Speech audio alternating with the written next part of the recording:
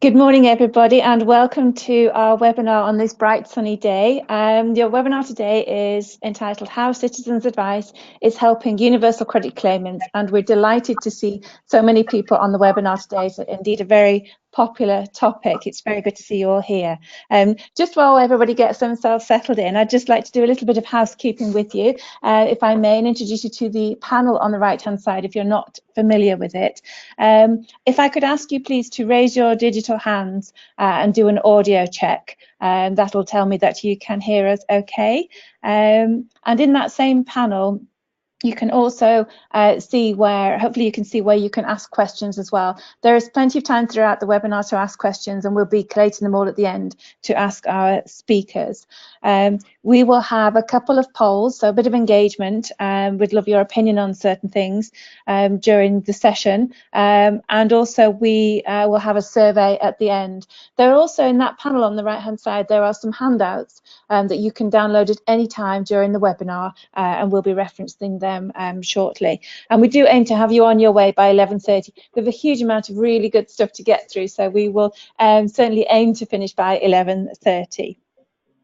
Excellent stuff. Thank you very much, everybody, for letting me know that you can hear me. So just before I introduce you to today's speakers, I just want to, for those of you who aren't familiar with policy and practice, we believe the welfare system can work better, and we're a team of professionals with lots of knowledge of the welfare system. We're passionate about making social policy work, so we do lots of policy work, and indeed Deven is going to talk a little bit about that today. We also do analytics, so data analytics works, and we help organisations like local authorities to use the data that they have, their household level data, to identify vulnerable households, target support, and then track the effectiveness of that support. So that's our data analytics work. But I think perhaps most importantly today, our award-winning software is going to feature a little bit later on in this webinar. And this is software that we've developed to help people increase their income and reduce their costs, and ultimately help people to build financial resilience. So that's the kind of focus of today, a little bit about us as well.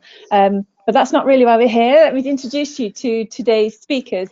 As you can see here on the screen, Deven Ghelani, who is the founder of Policy and Practice. Deven, do you want to say hello? Good morning, everyone.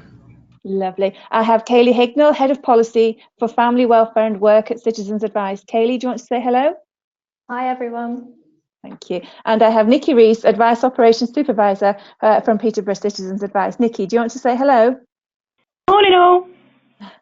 And I've just got a little link there on the slide deck. If I could just say that Deven and Kayley were both on a briefing room Radio 4 programme recently, and I must say it was the best history, the best introduction and background I've heard to Universal Credit from Kayley.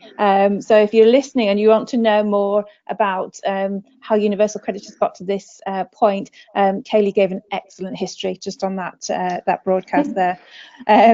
So moving swiftly on to the agenda today, it's a lot to get through, lots of really good stuff. We're going to look at the impact of universal credit, recent policy changes, and obviously the outlook with the new Secretary of State.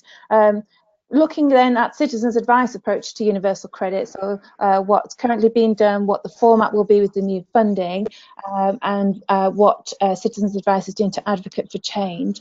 And then I think Nikki's going to talk about a case study looking particularly at Citizens Advice Peterborough, that the challenges that advisors are facing on the ground, and software and advice that can help. And like I say, I do point you to the ability to ask questions and answers with the speakers, because there's a lot, I think, that you could ask.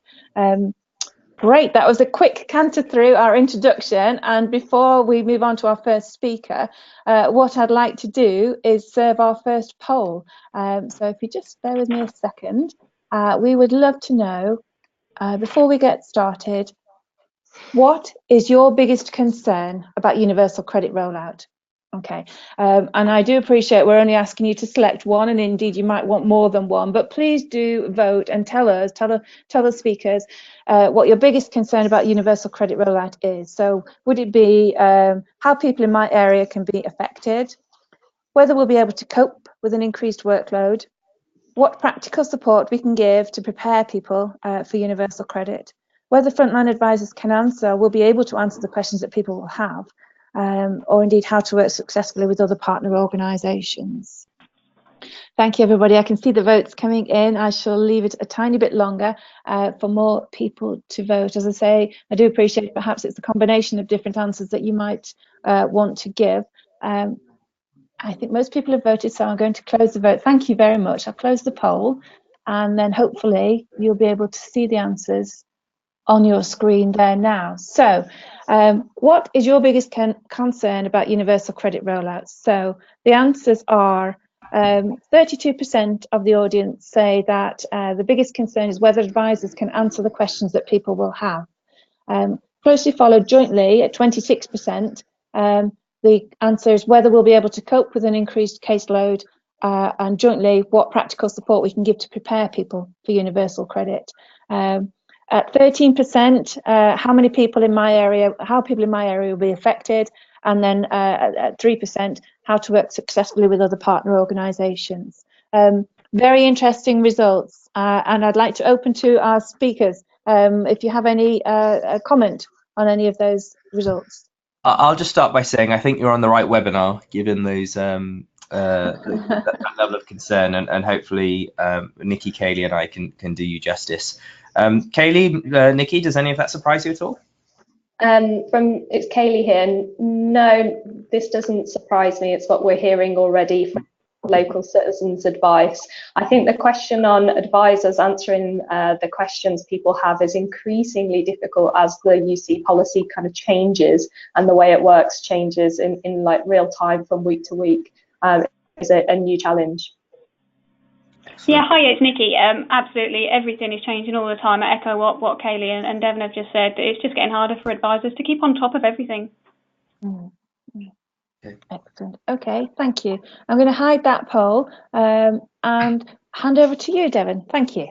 Great, thanks so much. So I'll kick off with just a policy overview of universal credit, and it might be worthwhile just starting with we start these slides with kind of where we're at now, but I'll go back one slide and just sort of remind people of what the original intent behind universal credit was. So I worked on it as a policy idea way back when it was originally conceived at the Centre for Social Justice. From having been unemployed myself and having to deal with the benefit system as is now, so having to deal with 3 different agencies administering a whole range of benefits, each of which have their own rules, with the problem that it made it very uncertain if you were to move into work how much better off you would be, and if you did know how much better off you would be, you might not be very much better off at all. That was many people's experience of the benefit system, and I think again when universal credit was initially introduced or originally thought about, it had sort of broad support across the political spectrum to try and bring all of these different benefits administered by all of these different departments into a single department administering a single benefit with a clear set of rules that ensured you're always better off in work. So that was the idea. What happened since then is that universal credit's been introduced in the context of austerity, so a whole range of cuts to the benefit system, but also to the support system around those that help people on benefits, which means that the capacity to deal with change has fallen away. That universal credit itself is, when it was originally proposed, or when I worked on it, it was proposed as being more generous than the benefit system it replaced. Whereas now all of a sudden it's been made less generous, and while that's starting to change, there's some money going back into universal credit, it's still on balance slightly less generous than the benefit system it replaces. So I would say those are some of the bigger challenges. There are also some challenges with administration, which I'm sure the other speakers will go on to. I don't want to steal their thunder too much. So that's kind of the background to universal credit. At the same time, there have been a couple of budgets recently that have recognised some of the challenges and problems that universal credit has faced. But the most recent budget saw a £1.7 billion boost to benefit support. So that meant an increase in work allowances that would benefit around 2.5 million households. And an additional £1 billion to help those that were migrating onto universal credit by allowing their housing benefit or legacy benefits to run on for an additional 2 weeks, reducing the 5-week wait to 3 weeks for those that were transitioning onto universal credit. It's worth mentioning, and this is in the later slides, that second measure doesn't yet comes into force a little bit later, so it's not actually helping people today.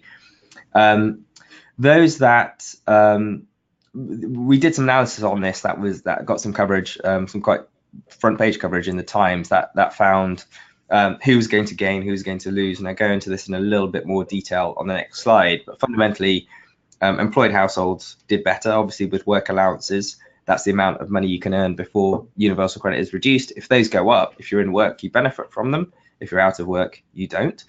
And what we found was that self-employed, disabled, ill, or those that are out of work don't gain nearly as much through these measures. There's a link here. You can download the slide deck, and you can access our full report with a breakdown of exactly who wins and who loses here. A bit more detail on some of those recent changes. It's worth mentioning as well a couple of others, that the withdrawal rate was made more generous. So it's now 63% is withdrawn as opposed to 65% earlier on. You might think, what does an extra 2%, what difference does that make? But it can make, one, a small difference to people's incomes, but it also kind of overall shows that the government's moving in that direction of recognizing the money needs to go back into universal credit, which I come on to with a new Secretary of State in the next slide. Quick run through of those changes. I mentioned the work allowances increased by £1,000 per year for families with children and those with disabilities. There's a 2-week run-on for those on existing DWP benefits that comes into effect from July next year. So effectively when managed migration rolls out. Self-employed, there's a bit of additional protection where people are protected from something called the minimum income floor for 12 months. That comes into effect middle of this year. The deductions from universal credit are going to be made less extreme, although still quite high, 30% from October this year. We'll talk about that, I'm sure, in a bit more detail later on. There's a delay in increasing the earnings limit. Well, surplus earnings is a very complex part of the benefits of universal credit and should frankly be removed. So I won't say too much about that from my perspective. The period for recovering advances, so budget advances that help people deal with a 5-week wait, well, the duration over which you have to pay that back has been extended. It's interest-free, and I think that buys people a little bit more breathing space to kind of take the money but also manage their finances over that period. There's a slower rollout of universal credit, now expected to end in December 2023. Managed migration has been pushed back a little bit as well. And increases in the minimum wage, changes to tax allowances that would also benefit households in work, who are the biggest gainers from the most recent budget, at least. The impact across different households, well, I mentioned earlier, working households benefit the most. You can see that just from the measures and the scale of the measures. So things like work allowances and changes in, say, national living wage or personal tax allowances, they benefit only those that are in work. So it's not surprising that employed households are the big winners. Self-employed households still lose because of the minimum income floor. It's worth recognizing that this is a measure that could have been introduced into tax credit. So it's not particularly an inherent part of universal credit. It's one of those measures that is being brought in at the same time, which again makes the universal credit feel harsher than the legacy benefit system, because of these additional changes that are being brought in at the same time. Disabled and ill households are not particularly supported by the budget, and actually disabled and ill households are some of those that stood to lose out the most because of the way, particularly premiums within housing benefit, they're eliminated under universal credit. So while some disabled and ill households gain, many lose, and a lot of that's been affected by a growing number of people claiming ESA and therefore qualifying for premiums that they otherwise wouldn't have. Similarly, those that are qualifying for DLA PIP that would have qualified for them for premiums under the legacy benefit system that they won't get under universal credit. And households with children will be better off after the budget. So some good news with the scale of the changes shown there on the slide. Now, I wanted to just sort of end my section on the policy environment with just a recognition that we've got a new Secretary of State. Does this mean that there's a new direction ahead for universal credit? Well, I've got a few of the measures here, and I've been fortunate enough to Policy and Practice had a meeting with her in January, and we're due to meet with her again in February. And it's worthwhile just mentioning a couple of the measures that she's already announced, and I'll say what I feel I can say about the points we've raised with her to date. Managed migration was scaled back. It was interesting. There was a lot of coverage on this. When I spoke to journalists, they felt like, oh, universal credit itself has been scaled back, but there's still 1.6 million people expected to move on to universal credit this year, as I'm sure you're all feeling, given that you all work on the front line and universal credit is now live nationally. Some good news in that the 2-child limit to benefits would not apply to children born before April 2017. The fact that this was even proposed was astounding, and the fact that it's in place is still quite damaging. But again, it's probably worthwhile recognising it's not just down to the DWP as to which measures go through. It's also down to the Treasury, and this is a measure that is set to save quite a lot of money. That in itself doesn't justify it for me in any way, but I think it's just worthwhile recognising what needs to change and where the pressure needs to be applied for those that think changes like this shouldn't come into effect at all. There was some positive news on flexible payments, so direct payments to landlords, split payments, the payment of universal credit going to the main carer, also some recognition on childcare payments, and that actually there needs to be a more effective solution to ensure childcare providers can be sure of getting their money without parents having to find all of a sudden maybe up to £1,000 to ensure that they're able to go to work. She's also, when we met with her, she was also very interested in reducing the 5-week wait, and we pulled together a briefing note from last year and reminded her of some of the ways in which we felt this could be delivered upon. And it's not all good news. So the High Court, it's not all good news. I mean, it depends on how much good news you think that is, but I think this is generally positive news and sounds coming from the Secretary of State, and I think she is listening more than others have in the past. She's certainly got the time to really put energy into universal credit. But one of the more concerning challenges is that the High Court found in favour of full working mothers who challenged how the DWP took account of monthly earnings. So what that means, and you'll see this in the demonstration I do at the end, is that because people are paid weekly or fortnightly or 4-weekly, it means that their universal credit can fluctuate from month to month. And actually, when we talk to people on the front line, and particularly claimants themselves, it's the lack of certainty over how much universal credit they're going to get and when that causes them some of the biggest challenges. It was this uncertainty that universal credit was partly being brought in to eliminate or at least reduce. So it's pretty damning that it's still there in place. And again, we're working on developing mechanisms to try and effectively split the cash flow from the way universal credit's reconciled with the Secretary of State. That's a very brief overview of the policy environment. I thought it'd be a good place to start before handing over to Kayley. Kayley, do you have any sort of strong views? Have you had much time with, what's CAB's take on the new Secretary of State, Amber Rudd? Yeah, so we've also met Amber Rudd. It's our 5th Secretary of State, my 5th Secretary of State meeting. And I think that's one of the challenges is the churn and the change at Secretary of State level. Esther McVeigh wasn't there for very long. David Gauke before wasn't there for very long either. So it is a big issue. What I would say about Amber is that she's very quickly gotten to the point of going, actually, we need to make some changes. Often it takes a little bit longer to get there. And also she seems willing to tackle some of the fundamental issues in universal credit, which again, we've not necessarily seen before. So a bit of optimism, I think, with Amber Rudd. Great, that's good to hear. Nikki, I'm not sure if you, actually, I'll just hand over, Kayley, this is your section now. But Nikki, do comment on that as well if you want, before I hand over to Kayley. No, that's okay. We'll pick up with you in a second. Kayley, shall I just hand over to you? Yeah, so if we click through to the first slide. So just in case there are people on the webinar who aren't so familiar with Citizens Advice, just to do a really quick overview. So Citizens Advice is a network of 280 local independent charities, and through things like outreach in GP surgeries, perhaps job centres, libraries and our local offices, we cover 2,588 locations across England and Wales. We do have a sister organisation in Scotland as well. Now, as an organisation, we have 2 aims.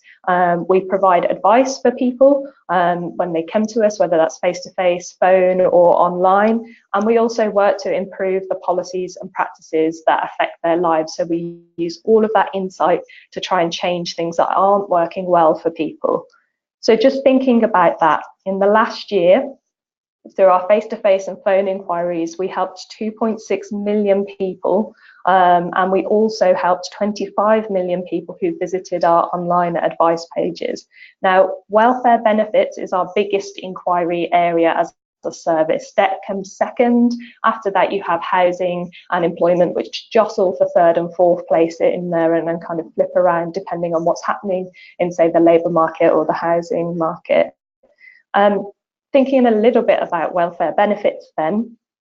Within welfare benefits, our biggest inquiry areas are PIP and employment support allowance. As you can see from this slide, a big chunk of the help that we give relates to disability benefits. Now, it's not on this slide, but unsurprisingly, universal credit is our fastest rising inquiry area.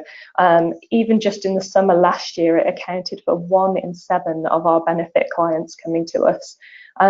Now, given that universal credit is going to replace many of the other benefits that we help people with, some of the ones on this slide, also that it's the biggest welfare reform since the creation of welfare state, challenging its design and passage through Parliament, monitoring its rollout, pushing for improvements and looking at how we support people with universal credit has been a priority for us for the last couple of years. And across the country now, we've already helped 190,000 people since universal credit rolled out. As I said, that gives us a huge amount of insight into how the benefit is working in practice. And given our coverage across the country, that wealth of data and insight, but also wealth of expertise, both in the way people live and in the benefit system, we're uniquely placed to kind of figure out what's working and not working. So just thinking a little bit then about what we do know from that data and insight. Now, the big majority of our universal credit inquiries at Citizens Advice relates to initial claims. So that's that blue bar there at the bottom of this slide. And as you can see, that's increased as more and more areas have moved to universal credit. Now, we did a little bit of comparative work to see if it made a difference about when universal credit rolled out in your area. So if you got it last year compared to if you got it in, say, December, so it's quite recent, and we're still seeing that this is the trend, that initial claim is the bulk of inquiries that people are coming to us about. And that's not surprising really, because actually the way people move on to universal credit is through a change of circumstance from the legacy system, and that's happening really, really regularly. And as Deven mentioned, we're expecting 1.6 million claims to go through this year, despite the fact that geographic rollout has finished now. So we're not anticipating a slowdown at all in the numbers of people coming to us. Now, this data, plus the surveys we run with early universal credit areas and evidence forms, which is a kind of form of qualitative evidence about what's going on in different areas, help us to prioritise working on universal credit and then also working on the initial claim process as the kind of big problem area. So we've been doing that the last couple of years. Most recently, as in the last 6 months or so, last year actually, we've also been looking beyond that. So looking at people's experience if they have a disability, looking at those who are not in monthly regular work, the self-employed, the impacts of kind of cuts to the value of universal credit. So watch out as well this week, we'll be putting out some more research on the impact of universal credit design. So things like the wait for payment, monthly payments, flexibility within it, deductions and the value of the benefit, using evidence gathered by over 60 local citizens advice. Now, as this slide says, our approach when it comes to universal credit, we'll go back a slide, yeah, kind of cuts across in 3 ways. So the first is monitoring that impact. That wealth of data is unique and real time and gives us such ability to kind of push with DWP, with Treasury and with Number 10 to say, actually, you really desperately need to make changes and these are urgent things that need to be done. So there's a huge amount of work that we do behind the scenes. We also publish policy research and campaign for change when it will have impact. So if that behind the scenes approach isn't working, then we look at how we turn up the volume and push for change. Lastly, we obviously help people with the problems who come through our service, and that does include the new universal support help to claim funding. So thinking about that first one there, if we move on to the next slide. So this is the first page of what we call an intelligence report that we send to DWP, Number 10 and Treasury on a regular basis using all of the data that our service collects. So we do a comparison over time within this, and we also focus on a particular challenge area each time. So the most recent one, we focused on right to reside and habitual residence issues that we're seeing coming through the service. Previously, we've talked about problems with the phone or potential issues around ESA claimants moving on to UC when they're appealing ESA decisions. That goes through to all of the officials in DWP who work on that policy area and allows them to see what's working and not working and to make changes. Some of them are big changes and work towards like things like the budget, as Deven has mentioned. Other ones are smaller changes, like changes to guidance or changes to the wording, for example, on claims, how people get asked about what their housing costs are, those kind of things. We have regular meetings with all of those stakeholders, so Number 10, Treasury and DWP, and raise both smaller issues, as I've mentioned, and the big ones. We're reviewing this intelligence report now in light of the new funding that we've got to make sure that we use that data as much as possible to push for change. So thinking about the second approach we take, which is putting out policy research and campaigning for change. So what you'll see here is a few of our kind of report covers or the kind of headlines from submissions that we put through. So beyond the behind the scenes work, we do spend a huge amount of time influencing government through putting together policy reports, talking to MPs, working with stakeholders, going through to select committee, doing APPGs, doing consultations, lots of media appearances and the like. Now, all of this work is basically putting out the data and insight that is gathered at local citizens advice into the public arena and using that to push for change. It's giving us some really key findings around the 6-week wait, which was changed last year, around indications of problems about delayed payments, which we were seeing in the data before government's data was showing it, and issues around, like, say, phone lines, as I've mentioned. From our point of view, working with other people, that's resulted in lots of changes that have been positive with universal credit. So that's 6 weeks to 5 weeks, the 2-week run-on of housing benefit, and actually a rollout slowdown. It's never really been publicly accepted from DWP, but several times over the last 2 years, they've slowed down what they were doing. Now, we're going to keep pushing, obviously, because there's a lot to do. We're going to be pushing more broadly on the value of the benefits, specifically for disabled people, and lots of influencing on managed migration plans as they kind of test that. And as Deven has mentioned, a lot of other changes and new approaches are coming from DWP, particularly interested there around flexibility, actually. And Amber Rudd, in her first major speech, mentioned quite a lot about making sure universal credit works for people in different situations.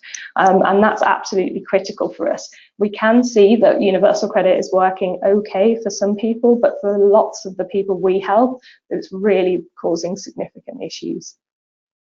So thinking about that third approach now and what we do in terms of helping people either face-to-face, phone or on the web, it's really clear in the evidence that lots of people need help to complete their claim. Just going through a couple of the stats that we've collected through either our research or looking in analysis of DWP's evidence. So 43% of the people surveyed by DWP said they needed more help to claim. 45% of the people we help at Citizens Advice said they didn't know support was available and would have used it. We think about the consequences as well about people not having support. 1 in 4 of the people we help were taking a week to complete their claim when it should have taken a few hours. 1 in 6 people are still paid late. DWP evidence shows that over 40% of claimants had to make multiple attempts to claim. And obviously when that happens, it really slows down payment as well. Between 1/3 and 1/2 of our clients found it very difficult to provide the evidence needed to get paid UC. And over 1/4 of the people we help were really struggling with the claimant commitment as well. Our network, largely with Local Citizens Advice, was reporting that the support that was in place through what exists in universal support was patchy and variable. They weren't confident that it would deliver the support needs that people had, and that it would help people with all stages of the claims process. What we've got to remember is to complete a universal credit claim, you're talking about at least 10 different distinct stages, all of which have the potential to drop out, meaning you have to start again. So following a review of universal support, DWP decided to fund us to provide support for people to complete their universal credit claim and get to their first payment. So we want to build on what local authorities have already begun to develop in many areas and use this funding to consistently get help to people to complete all stages of their claim and be ready for their first payment, and that's all across the country. Now, we've designed a service that provides support at each step of the claim and can be tailored to the individual, but each local citizen's advice knows its community best, so we'll look at what adaptations will be needed in different areas to best provide support to people in that area.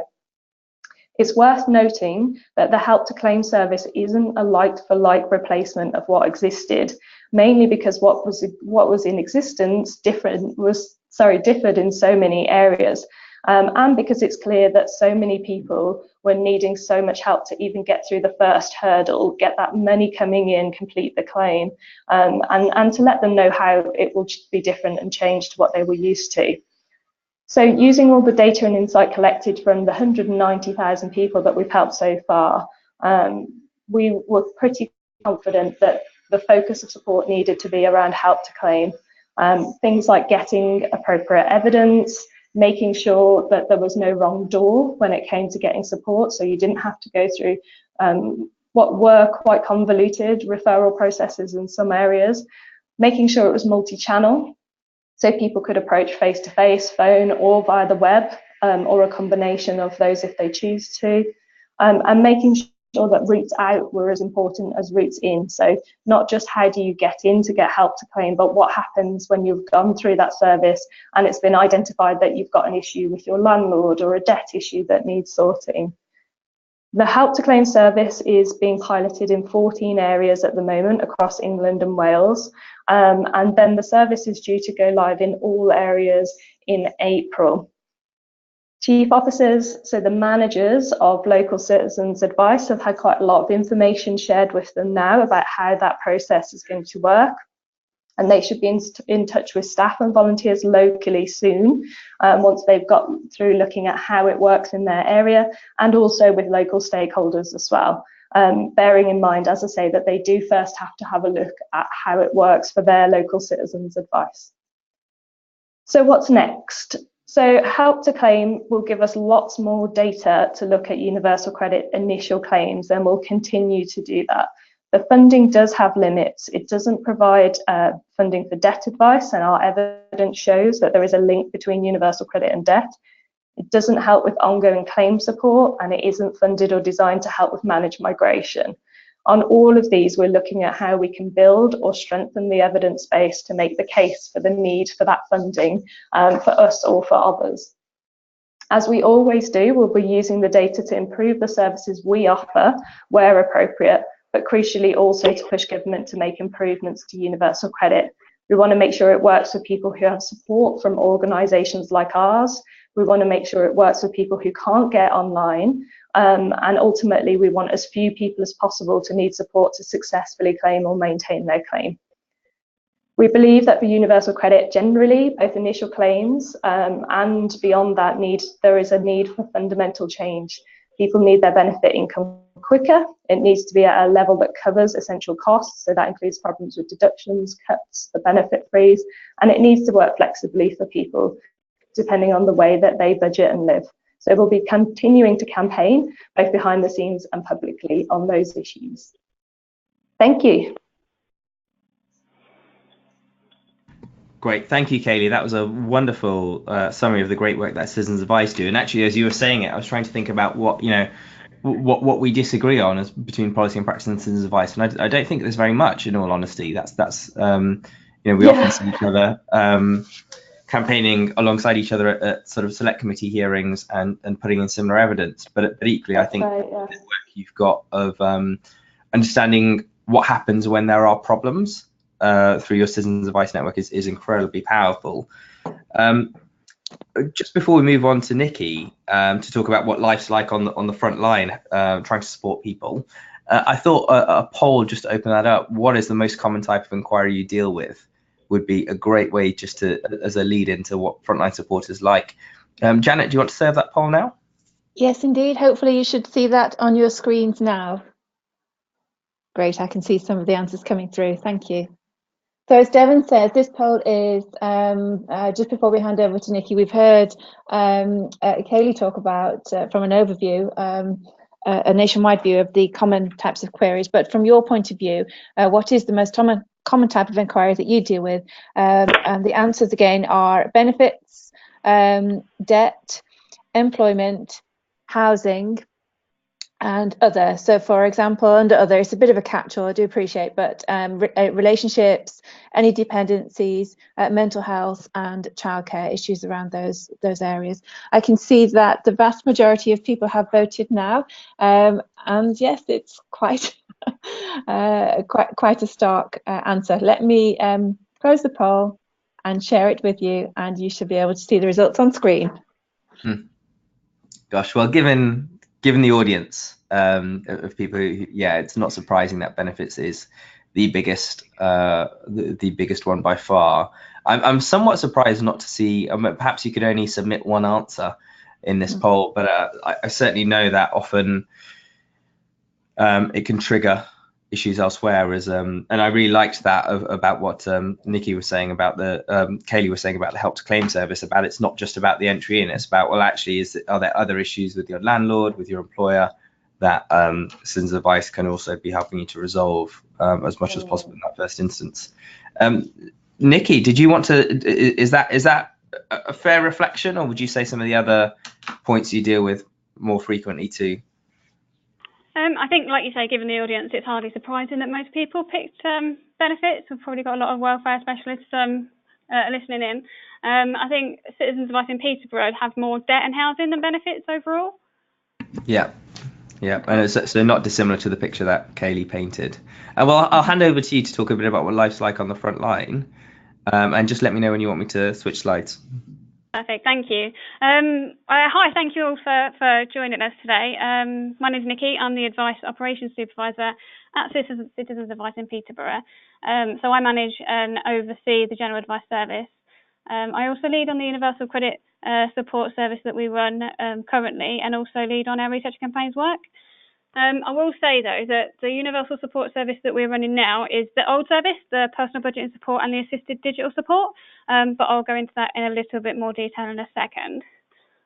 So the local picture. Peterborough has just short of over 200,000 people, and it is growing fast. We have a lot of EA nationals and migrant workers, but about 80% of the population is white British. We advise around 10,000 clients a year, but again, that's not just on one issue. We advise on about 26,000 issues on general inquiry areas, if you add them all up. So our work, just an overview. We started delivering personal budgeting support and assisted digital support about 3 years ago, advising clients that were under live service of Universal Credit.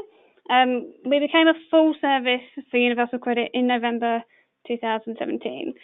And a year before we knew we were going live, we worked with local job centres and local stakeholders and created a vulnerable client hub with local partners. Now, every month, the hub meets to ensure that early interventions and preventions of issues are identified, discussed, and problems. So we discuss problems, and we work together to find solutions. So this vulnerable client hub, if we see a client on any particular issue, we, with client's consent, of course, would raise that with the hub when we meet on a monthly basis. It has worked really well because any issues that we identify are stopped. So if an RSA or a job centre is giving information that isn't quite correct, or if we're in the same position, we can discuss, clarify situations, and help clients move forward very quickly. Now, our work at a job centre. Now, we only have one job centre in Peterborough, so it is quite a lot easier than in other areas, but we do have an advisor working out of our local job centre. which work coaches book directly into their calendar. So it makes it a lot easier for work coaches to refer to our service. Now, they primarily do PBS and ADS, but advice on all citizens advice inquiry areas. We've noticed that people that need personal budgeting support and assisted digital support quite often need advice on other areas as well. Now, our clients that we see at the job centre, the type of clients that are booked into our advisor at the job centre are shown here. Next, on the next slide, they're shown. Now, as you can see, very few clients are over state pension age because it is only clients that we see at the job centre that are affected by universal credit. Half and half on disability, but of course 79% are white British, and actually the ethnicity generally reflects what it is like at Peterborough as a whole. So our clients, the common issues that we're seeing, and this is again just with our advice at the job centre and only those that we're advising on universal credit, is shown on this chart. While all our clients are seen on the job centre are claiming UC, they also need advice on other issues, as the pie chart previously shows, such as debt, employment and housing. Sorry, Deven, thank you. So moving on to the next slide, our work and the experience of universal credit. Now, due to clients needing advice on more than one issue, advice sessions are clearly going to get longer. That's really challenging because we have booked appointments at the job centre. We also have booked appointments at our other offices as well, and at our outreach centres. So it's really difficult trying to manage the client demand. So if a client comes into us, they've got an hour appointment, they've got 16 different issues. It's just trying to prioritise them and making sure they get an advice that's relevant to them, not necessarily what they want, but more focused on what they need. We also see clients that don't quite understand universal credit, and other support agencies, Job Centre Plus, RSLs, and the like, also don't seem to quite understand what the differences are, especially with the new SDP and the removal of the two-child limit that's just come in. So the Vulnerable Client Hub, again, has been really essential in just getting all the nitty-gritty bits out of the way, and opened a whole line of communication just across the board with all of our stakeholders. Everybody's here, everybody's trying to work to help the clients, which is actually quite refreshing. Housing associations, job centres, and everybody else is all here for the client, and that's why this Vulnerable Client Hub is really beneficial, because we are all there just to make sure that the client gets the best result without our own self-interest. Now, to give you a case study, meet Joe. So I'm just going to skim through this. I know I'm talking really, really quickly, but I believe you're going to get copies of the webinar afterwards. So Joe, he's a single bloke. He is looking for work. He lives alone. In a single social housing property. He has debt. He came to us for personal budget support, was referred by his work coach, and he also has debt. Now, as an outcome, because regardless of the issues, there's always something that we can do. Now, we explained universal credit to Joe. He was given support accessing his journal. We gave him advice on UC, told him about budgeting, where he could cut costs and save. We also referred him to help with looking for work, aside from his work coach. We also supported him with debts and assisted him in applying for different grants, and told him what to do about the bailiffs that were coming and knocking at the door, and sent him to our in-house money advice team. Now, our work on universal credit is expanding. Universal credit is changing. We were able to help Joe with the aid of the Policy and Practice Benefit Calculator. We used the Policy and Practice Benefit Calculator to tell Joe exactly what universal credit payments he'll get, when he'll get them, and if he was to start work, how that would change. The universal credit has got an expert breakdown. You can also have PDF screenshot and do PDFs, which you can upload straight to Joe's journal. And it also gives us helpful tips on where people can save. It's got a income expenditure tool, so you pop in exactly, we can put in exactly what Joe's electricity costs, what his gas costs, what his mobile phone costs, and it could say whether that was above average for the local area and for Joe's situation, or if there's a better alternative. The team at Policy and Practice also, as you can see on the slide, the next slide, have a willingness to listen. We've sent quite a few different questions over to them in recent months, again, because of the complexity of UC. They've been helpful, and they've sent us great feedback and amended that tool if needed. So thank you very much for that, Deven. Thank you, Nikki, and thanks for that very helpful introduction to how we got to know each other, which was further received through our software. Thank you very much for that overall summary, and a huge thank you as well to, I think, a couple of other people who aren't on the webinar, but Zoe Charlesworth, who's our head of policy and ensures the accuracy of the calculator day to day, ensuring it stays on top of legislation and those updates are pushed on the day they come into effect. And Oscar and Peter have both spent a lot of time, I think, having conversations with not just Citizens Advice, but other advisors up and down the country to understand what they need from the calculator and what needs to be there to try and make it work as effectively as possible. I think while you think about questions to pose, I thought what I'd do is I'd jump out of the webinar now and just give you a very short demonstration of the tool that Nikki mentioned. So I've got a case here, again, similar case study. Steve Anderson, he's single, he lives in Peterborough. Advisors might want to see both universal credit and legacy benefits, or you could choose to just show one or the other. He's got 2 children, looks like they're twins, a boy and a girl twin, just like me and my sister. He lives in Peterborough. It sort of, from the postcode, it determines where you live, and it figures out quite a few other things, which you'll see in a second. He lives in a 3-bed property. His rent's £110 per week.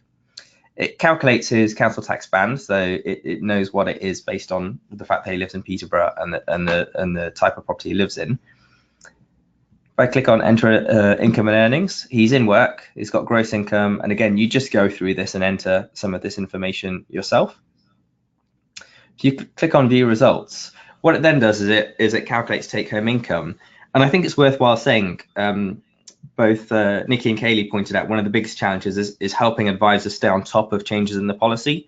And again, this is one of the things that the software does for you. So it stays on top of all of those changes and make sure advisors has the guidance in front of them at the right time. So, for example, the fact that the child element of universal credit won't apply to children who were born before April 2017 is again fully accounted for.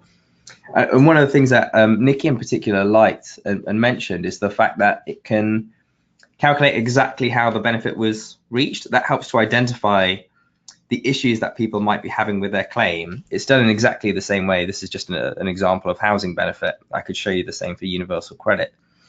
But it shows you exactly how the information was calculated, which helps you to identify issues with the claim. It also identifies where people might be able to apply for benefits that they might not know they're eligible for. So if they weren't applying for council tax, if you click here, it'll take you to the council tax page for the relevant authority, in this case, Peterborough. It identifies, so information about your case is a personalized plan, making sure that advisors can tell claimants, tell their customers what they might need to know about. So why is their claim, why have their benefits been reduced? What are the drivers of that? What might they be able to do to increase their income or make their financial situation more manageable? For example, they might be able to, in this case, claim free prescriptions. They qualify for the warm home discount. And again, it can take you to links to then help people to act upon that. So it's not just about the information, it's about there to help people take action to increase their income or reduce their costs. I've done a couple of cases here. So I've got current situation. I've created a new scenario for universal credit.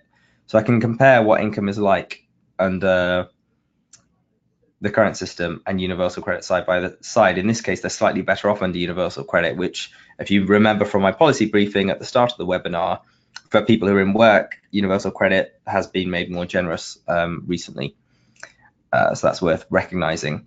A couple of other very quick things to point out. We've got this advice local tool built in. So I've just put in Peterborough. And if you did want to go for debt advice, if you just click in here, it helps to identify where people might be able to go. So it works as a self-service tool too. And again, here's Peterborough CAB, where Nikki works, referenced again directly from our tool. And then the final 2 points I wanted to show, because they've come up very much as being a strong reason why people choose policy and practices tool over others, is the fact that you've got budgeting built in. So it looks at income and expenditure side by side. All of the costs are captured in the form of the standard financial statement, so you can effectively save this calculation and pass it on to your debt team, so they don't need to capture all of that information again. And it can very quickly identify, you can see the calculations happening there, ways in which they might be able to make savings. So they spend above average, the software determines that they're spending above average on things like alcohol or smoking in this case. So imagine what would happen if you quit smoking, rather than the advisor saying that judgmentally, or what might come across as judgmentally. The software saying, actually, if you were to make this change, this is how much you would save. And it's much more of a friendly way to have so those kinds of conversations that can sometimes be difficult, or it might be just a bit more straightforward. Actually, are you with the right provider for your internet, for your mobile phone? And it helps you to identify that. And then the other point that I think has landed really well is the ability to plan for future payments. As we mentioned at the start, not being able to know how much you're going to get when can be a serious issue for people on universal credit. So we developed, again, Zoe fundamentally developed this payment calendar. So you're paid weekly. Last payment was on the 2nd of February. If I click on Generate Universal Credit Calendar here, it actually, the software is able to model, there we go, exactly which months you're likely to get a lower amount of universal credit. It's worthwhile recognizing that that's because other income has gone up and your overall income is better. So there's nothing bad about earning more. I think it's worthwhile reiterating that. But being able to plan for April having slightly less money is definitely a useful tool. And this is something that we're continuing to build on. So allowing to see if you're on flexible earnings, how much your next universal credit payment will be. And it's tools like this that, frankly, I believe should be part of the universal credit journey for everyone. The fact that they're not means that there's room for organizations like ours to try and help make life easier for people, help people to navigate the benefit system a bit more easily. For those that have questions, they can just click here and they can post a question. And people like Oscar or others in the team, like Louise, are knowledgeable policy experts who can help you to find your way around the software or help deal with policy inquiries too. So I just wanted to give you that short demonstration. Hopefully it was helpful. I'll flick back, Janet, and hand over to you for the questions and answers section. Is that okay, Janet? Yes, lovely. Thank you, Deven, and thank you everybody for sending your questions through. I have some very interesting ones. I'm just going to dive straight in. And the first question I have here is, and I think possibly Kayley and Nikki, if you both want to take an answer to this one with your different perspectives, what is the average time it takes to help a person make a first claim, I'm assuming for universal credit? Kayley here, so I'll just chip in. It really varies, and it just depends on how much information people have up front, and then also whether there are any complications to their claim, and obviously their ability to get through the digital process. What we do know from our data is that 1 of 4 of the people we help are taking a week or more to complete it, so they're going in and out of the system and struggling to complete it in the one kind of sit down, if you like, of getting through all of those stages. Just to say as well, like even just to get the first bit done, people are having to set up an account, to log in and look at actions they've got to complete, and then to complete what looks like a standard benefit claim. So the stages before you even get to that. So really varied. On the website for DWP, it says it should take between 1 hour and 2 hours to complete though. Hi, this is Nikki. So on the front line, yeah, again, it is so varied. We can have somebody that's got an email address that is quite capable, and they've got all the information, but they can't verify that ID, so they spend 2 hours on the phone trying to get through to DWP to make an appointment. Or you could have somebody and we can sit down and do it in half an hour. It's so varied, and it very much depends on client to client, same as anything. And a lot of the challenges, I'll just add in my 2 cents, are around things like verification. So the official side of the administration of universal credit to make sure people have the right information and those sorts of things that you have to do. But it's just a case of providing the information. Our calculator takes about 5 to 7 minutes or so for from a straightforward to a complex claim. So it's actually the underlying claim process of making sure people are who they say they are, that they're eligible for the various elements of universal credit. And for me, the biggest challenge, one of the big challenges for universal credit, is that how it feels to go through that claim process fundamentally hasn't changed sufficiently from legacy benefits to universal credit. So it still feels like you're jumping through hoops for the sake of it when you're trying to make a universal credit claim all too often, unless you're very capable or have been through it before or have a support network to help you through it. That's our take. Excellent, thank you. Thank you, everybody. Next question, I think, Hayley, this one would be for you. How much of the help to claim service that you outlined, how much of that is online? So in terms of, I'm going to take that question as how much of it for the client is online. So clients can access help to claim either face-to-face, phone, or online. There's no set kind of, you don't have to go online first, for example. You don't have to call in first. It's whatever works best for the client. So their whole journey could be face-to-face. If they want to do that journey online, that whole journey could be, and again on the phone. So it really will vary by client to client. It's worth noting as well that we're doing a lot of work on our online web content, so what's on the web pages, to make sure that's broken down in as much detail as possible for people to get through that claim process themselves if they can, trying to make sure that we tackle one of the problems that existed with universal credit or universal support now, which is that it can be quite rigid. There is only one way of getting it, and it's not necessarily tailored to individual support needs. So this service should be, you can access it in a number of ways, and it should be tailored to individuals' needs. So if they need more help, they could get that. If they just need some reassurance, they could also get that. Excellent, lovely. Thank you, Kayley. Nikki, I have a question here for you. How do you manage to meet the demand for advice and prioritise the most vulnerable cases? Very difficultly. We've got an army of volunteers that come in when I ask them, even if they're not meant to be on the rota. We've got many volunteers that come in every day just to try and help keep demand. We are sending a lot of people through to self-help when we would probably, a couple of years ago, help them with advice, but we're trying to self-help and enable and encourage people to take action themselves, just for empowerment rather than anything else with self-help, so that we can prioritise the more vulnerable clients. Thank you. I have a question here. I'm not quite sure who this might be for, perhaps yourself, Nikki. What steps might you take to protect the client's date of claim?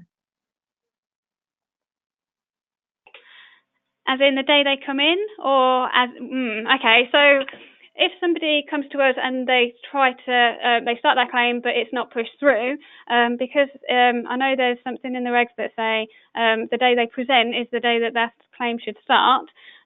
We pop in their journal that they came to us for support but didn't have the right information, and then the claim is generally backdated to the day we put the note on that journal, as long as we say it's from us. And just to chip in here as well, building on what Nikki said there, we're currently in conversations with DWP about that regulation specifically, and about the help to claim service, so that we can formalise that arrangement that Nikki's just noticed, has just referenced, and crucially see if we can get it applied to other places as well, because people don't always come to us first, although a lot of people will. So when we're pushing on the help to claim service, when we're kind of designing it and pushing with DWP, we're trying to make it as accessible as possible for all support organisations.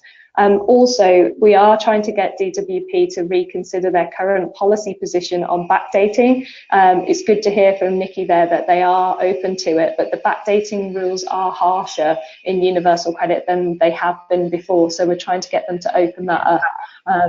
So yeah, both policy and on the help to claim service as well.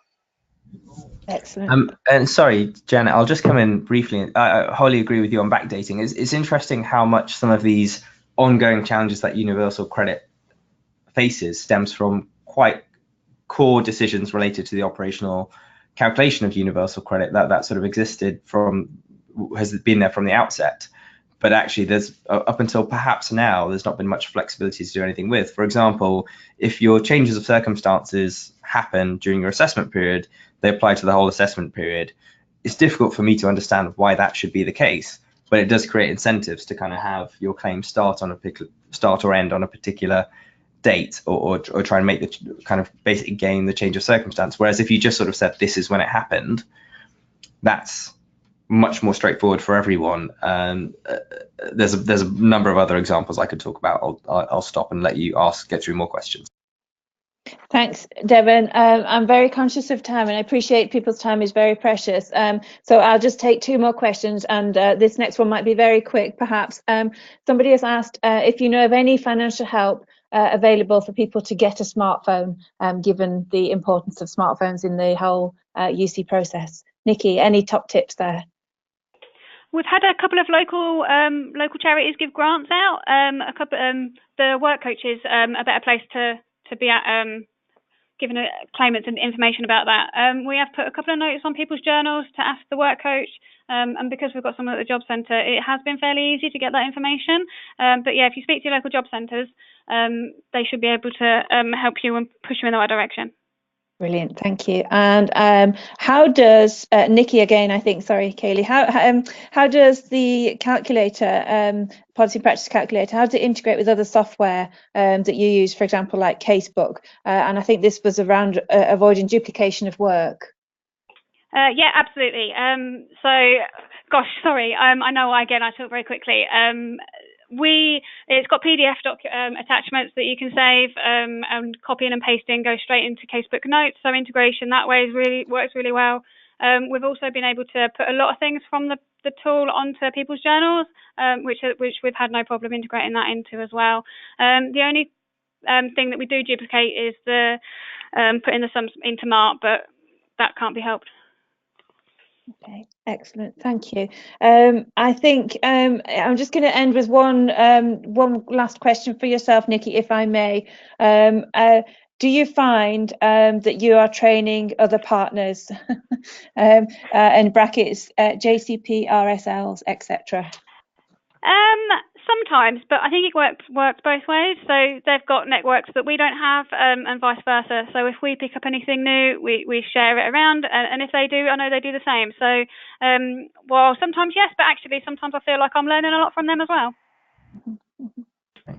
Brilliant, thank you. I think I'm going to end all the questions there. I got most of the ones from everybody. Thank you very much. But if we haven't covered any, and indeed you have other questions that come to you, the survey is available for you to ask more questions of our speakers. Excellent. Okay, so moving on, I think it just leaves me now to take you through to some next steps. So as Deven referenced way back at the beginning of the webinar, the autumn budget white paper, we did some work on who the winners and losers are. You can download that there from the panel on the right hand side, along with a universal credit roadmap that we developed. That's up to date as of the last budget. You can also download a flyer just talking a little bit more about the software that we've talked about today. All of those are available from the panel on the right hand side. Nikki did say as well, and she's quite right, that there will be a follow-up email with the recording of this webinar and also the slide with links to the stuff that we've talked about today. And like I say, there's a very short 5-question survey. We'd really appreciate feedback. You can ask more questions, and also you can ask to have a more in-depth look at the software as well. Brilliant. Okay, so that I think leaves me to give you the final word, Deven. Well, I think that would be. Oh no, I think I'll hand over to Kayley and Nikki. For me, I just really like that last comment Nikki just made, which is, I suppose, recognizing that actually all local partners are fundamentally, and national partners in some respects, are fundamentally trying to do what's best for the people they support within the boundaries of the system within which they're working. And I think making the benefit system easier for people to navigate, as policy and practice tries to do through its software, is one part of that, but also trying to take those lessons and influence policy at a national level, as I think Citizens Advice, both locally, nationally, and ourselves are trying to do, is all a big part of that picture. I'd just like to thank, for me, all of those that are on the webinar for listening in. And if you do have ideas, constructive suggestions on how to improve universal credit, or awareness of problems that perhaps you feel aren't being properly recognised, don't hesitate to share them with us, and if we can help in any way, we will. Can I hand over to Kayley and Nikki to have the last word? Kayley first. Yeah, so super quick, I would totally agree with you, Deven, on universal credit. It's a huge challenge for us as organisations, but more importantly, for the people that we help and the individuals who are experiencing it, are most likely at points in their life where they're already facing a crisis or a struggle of some sort. So yeah, in the short term, it's making sure that people can get the help that they need. In the longer term, in the medium term, and actually at the same time, it's pushing for changes that are desperately needed to universal credit. So yeah, thank you for everybody who's contributing towards all of that. Great. And Nikki? Yeah, hiya. Same. Sorry, short and sweet. Thanks all. Thank you very much. Thanks, everybody. Have a great rest of the day. Thanks for joining us. Bye-bye. Bye. Bye.